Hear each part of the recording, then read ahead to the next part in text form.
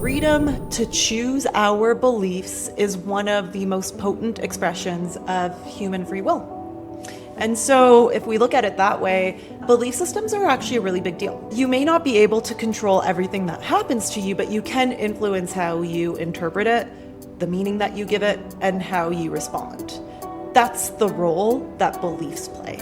Beliefs shape how you interpret things, the meaning that you give to things, and how you respond and show up, and the results that you get.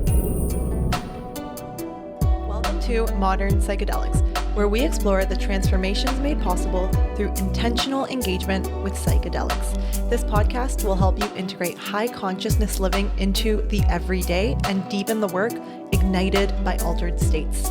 You can expect balanced and grounded conversations around therapeutic, ceremonial, and recreational containers. My name is Lana Pribic, your host and guide. I am a 3-time certified professional life coach, and I work with people who want to integrate higher levels of consciousness into their daily lives so they can feel more peace, fulfillment, and connection. After all, our time here on Earth is so brief, so let's make sure we're really living. The song you hear is called Lost Horizon by Peace Sign. All right, let's journey. Hello everyone and welcome back to the show. I am so excited to be sitting down here in my beautiful Mexico City little condo that I'm staying in for the month of January to be recording this very inspired episode for you today about the paradox of belief systems.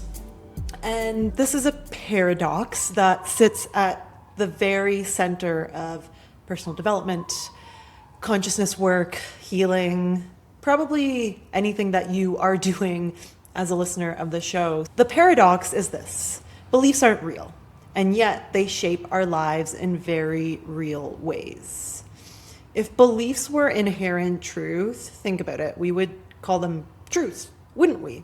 But we don't. We call them beliefs. And beliefs are not facts. They're not objective reality. They're not universal truths. They are things that we take on to be personally true for us.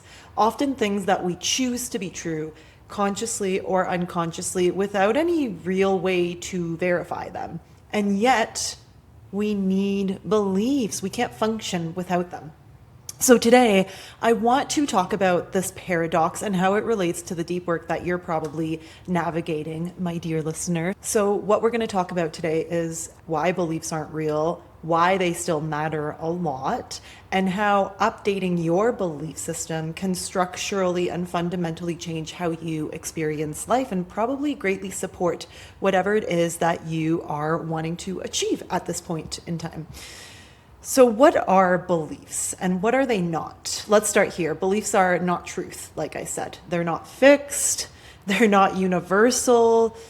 Beliefs are stories. They're frameworks, interpretations that we use to make sense of the world. They often are created to keep us safe, loved, or simply functioning. Beliefs organize our experience. They influence our energy, they inform our decisions, and they shape how we see ourselves, others, and what's possible.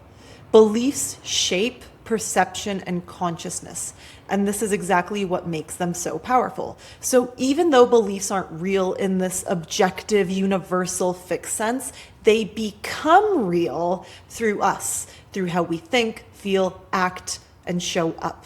That's the paradox. Not real, yet incredibly powerful. How do you know that something is a belief? If something is true for you, but not necessarily true for everyone, then it's a belief and not a truth. So we want to think of beliefs as stories. We're all writing the book of our own lives, whether we know it or not. And the foundation of that book is the belief system that drives our lives. And what determines how that story unfolds is our belief systems. We can choose to write a different story at any time. In fact, we are writing the story right now. We are always writing the story, and we can choose to change the plot, introduce new characters, add a plot twist, whatever it is. It's not fixed. We're making it up as we go, kind of like belief systems. So why do we need beliefs at all? Well, we need beliefs because without them, there would be no sense of subjective lived experience. And we'd probably all be living very similar lives to one another without beliefs. Beliefs at their core differentiate me from you, or you from the next person. They reflect our personal values, our upbringing, our experiences, what we know and what we don't know. They're incredibly personal. And in fact, if you want to get to know someone, really look at their belief systems, which is why I feel like I really know my coaching clients really well, because this is the work that we do together for months at a time. So, like I said, beliefs are incredibly personal, whereas capital T truth is incredibly universal. Capital T truth is true for everyone, regardless of consensus, regardless of what point of time it is. Capital T truth does not change ever, whereas belief systems are stories. They're not universally true, but they are true for us personally, and we are the ones who make them true. So belief systems, to summarize, help us orient ourselves. They help us create meaning, they reduce uncertainty in life at times, and they give us a sense of safety, coherence, and direction.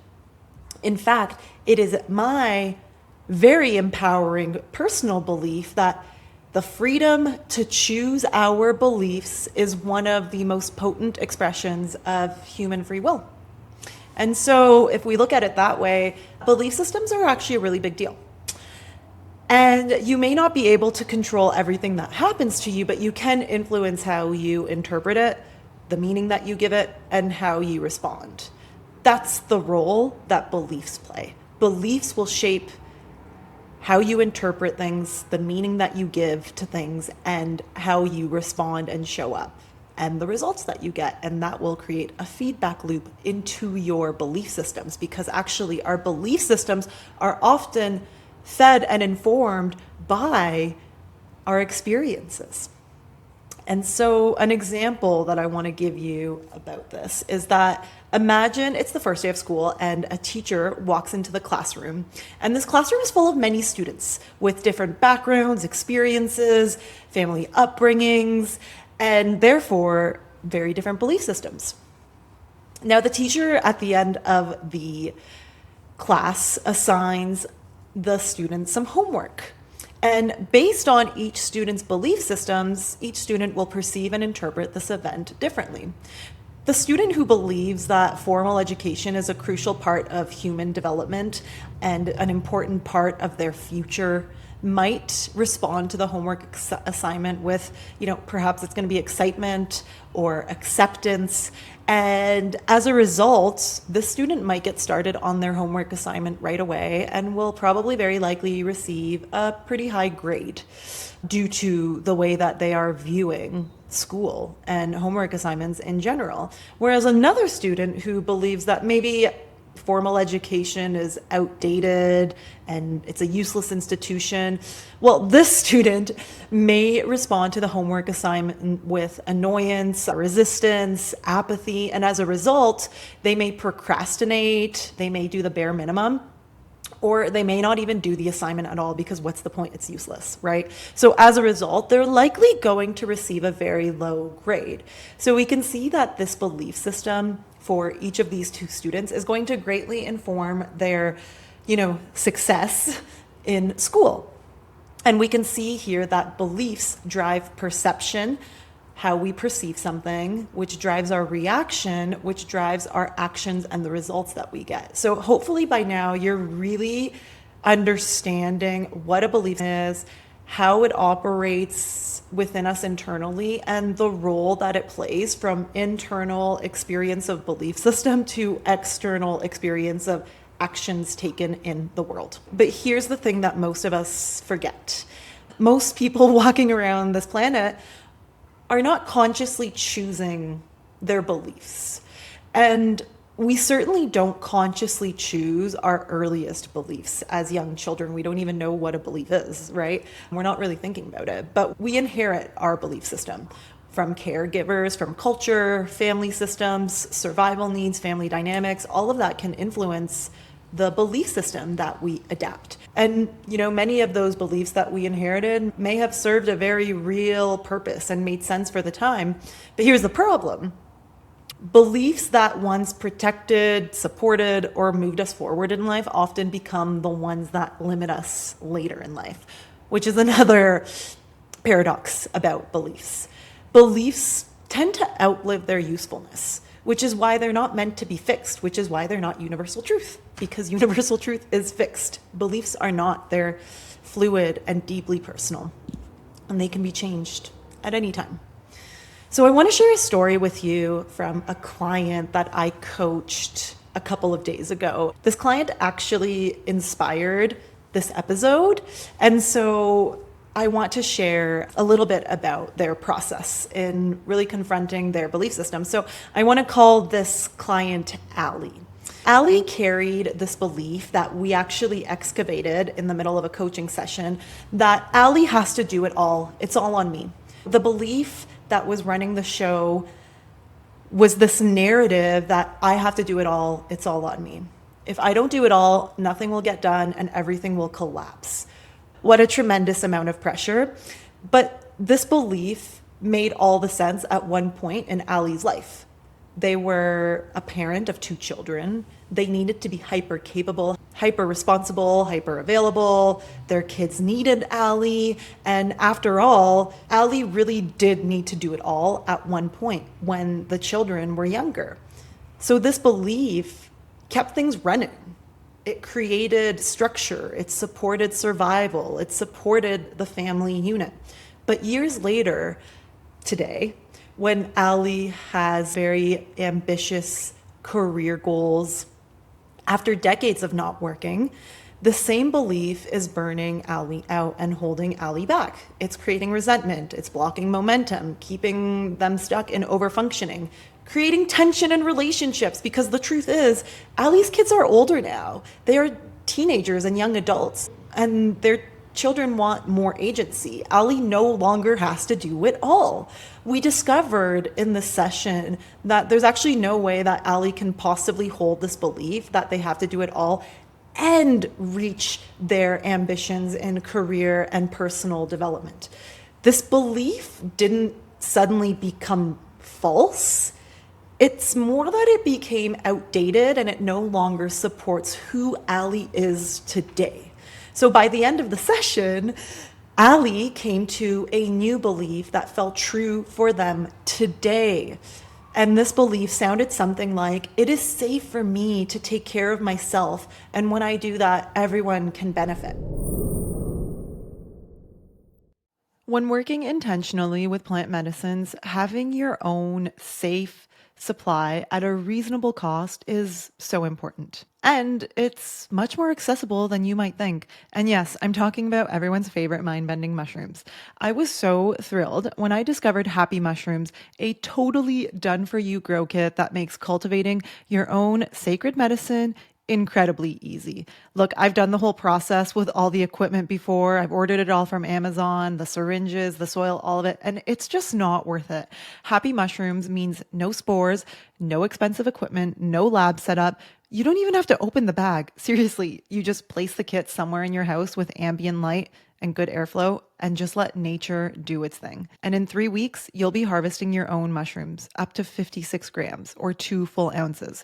Guys, that's over a $500 value from a simple, discreet, ready to grow kit.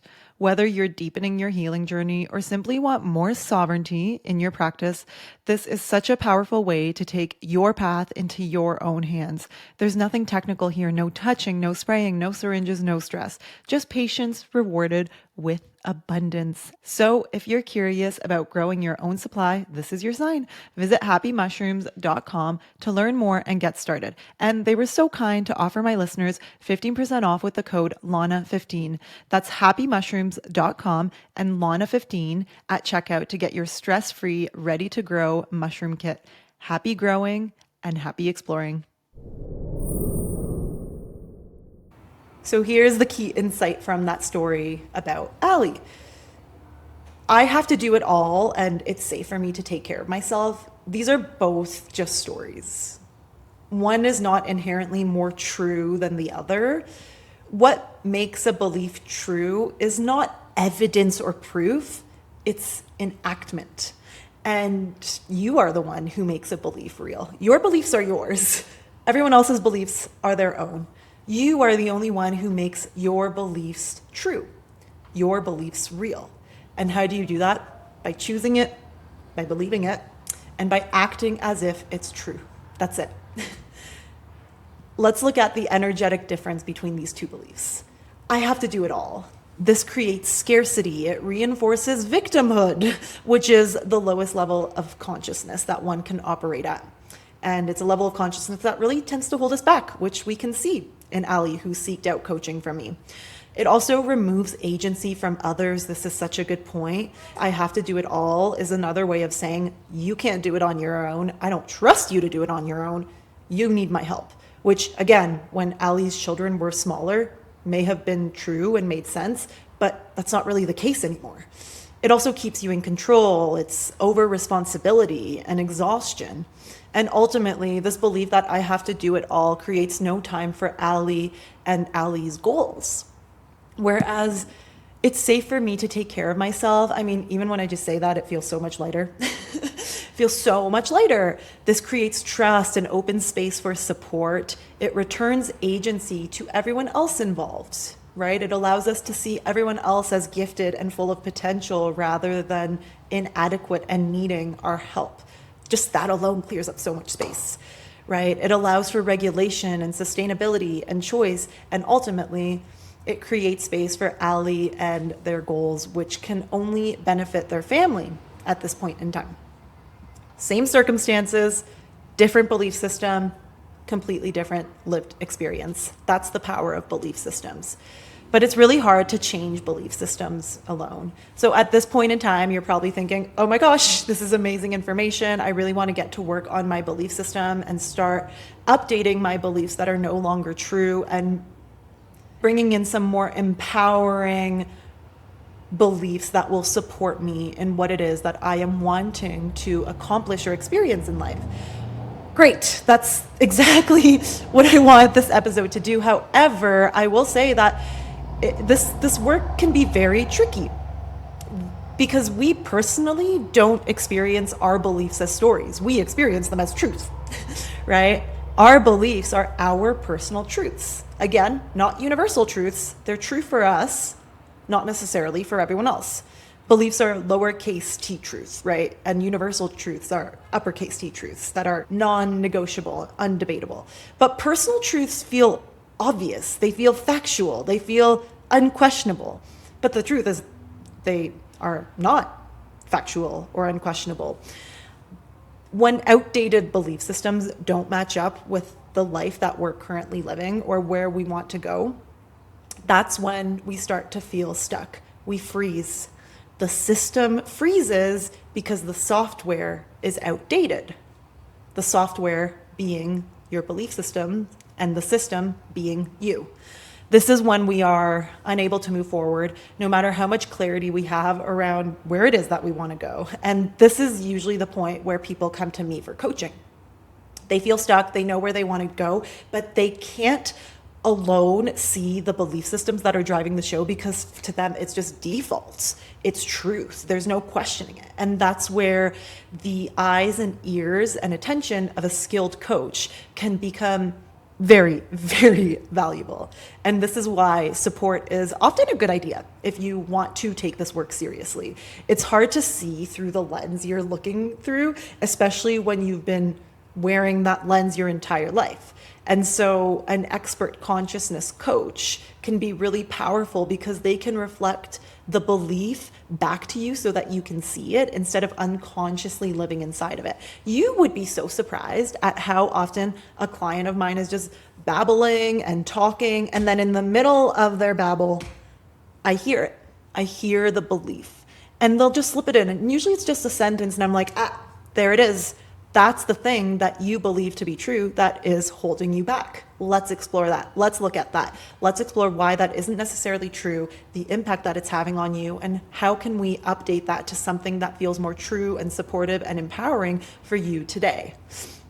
And so the question becomes, if beliefs are running the show anyway, why not choose them consciously? Why not choose the beliefs that feel right and true and aligned for us today? That doesn't mean that we bypass reality. It doesn't mean toxic positive thinking. It doesn't mean pretending that everything's fine or hyping ourselves up. It just means asking ourselves things like, does this belief expand me or contract me? Does it increase my agency or does it diminish it? Does it align with who I'm becoming? Does it make sense for who I know myself to be today? And a great question to ask yourself when really starting this work is, where did this belief come from and how did it support me at one point?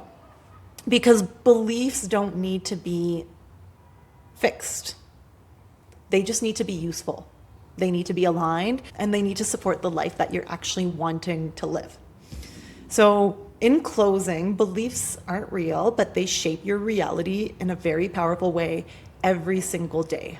They shape how you love, they shape how you work, how you see the world, how you relate to yourself and see yourself, how you relate to and see others, what you think is possible for yourself. I mean, this is big stuff. This is beyond the surface of positive thinking. This is really getting to the root of where our thoughts come from, of our perception. And so if beliefs are going to shape your life anyways, you may as well choose the ones that are going to help you move forward and be the person who you want to be, who you know yourselves to be, towards alignment, towards agency, towards higher consciousness. And I want to leave you with this. Perhaps the most radical belief of all is the belief that you are allowed to update your story. You are allowed to update your story at any time. If this conversation and exploration around belief systems is lighting you up, I'm so excited that it's lighting you up. If you're starting to notice the stories that you've been living inside of and you can feel that some of them are outdated, or maybe you can't quite see what the story is, but you can sense that there is a story there that you're living out that is no longer true. This is exactly the deep dive work that I do in my one-on-one coaching program. This is a consciousness coaching program, which I have been running for 4 or 5 years now. We use a research-validated map of consciousness to help you identify the belief systems you're currently operating from, see how those beliefs shape your daily energy, decisions, patterns, relationships, dismantle the beliefs that no longer serve you, and of course, the best part, consciously update your internal operating system so that it aligns with who you're becoming, not who you had to be to survive. So this is not about fixing, it's about seeing things clearly and choosing differently from that clarity. So if you're ready to work with your belief system at that root level, beyond mindset hacks or surface level change, this is a program that is greatly supportive for anyone who is currently working with psychedelics, interested in psychedelics, or just overall really wanting to create change from the root for once and for all. And so this really powerful stuff. I have the consciousness coaching program information on my website. You can apply at modernpsychedelics.net/apply.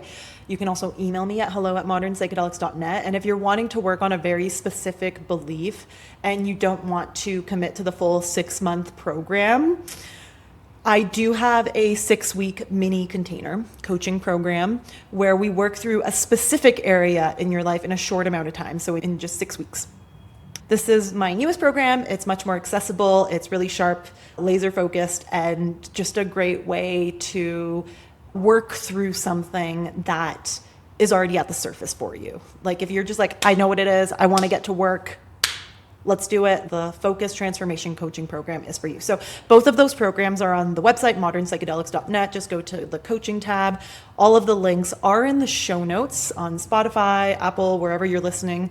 And if now is not the time to hire a coach, I do hope that this episode is an invitation for you to start paying attention, because once you see a belief as a belief, not truth, you get some of your agency back. So thank you so much for listening. Sending you a big hug from Mexico City. Take care of yourself, and we will talk soon. Thank you so much for listening to and supporting the show. To stay in touch, sign up for my mailing list, which can be found in the show notes or on modernpsychedelics.net. If this episode sparked something within, please let me know by leaving a review of the Modern Psychedelics podcast on Apple and Spotify. This really helps to share these messages with those who need them, which is the whole reason why I do what I do. And if you haven't already, come join the ongoing conversation over on Instagram with other beautiful souls. We have an incredible and conscious community over at the handle Modern Psychedelics. And don't forget that the work begins after you come back down to earth. And I'm standing shoulder to shoulder, doing it with you.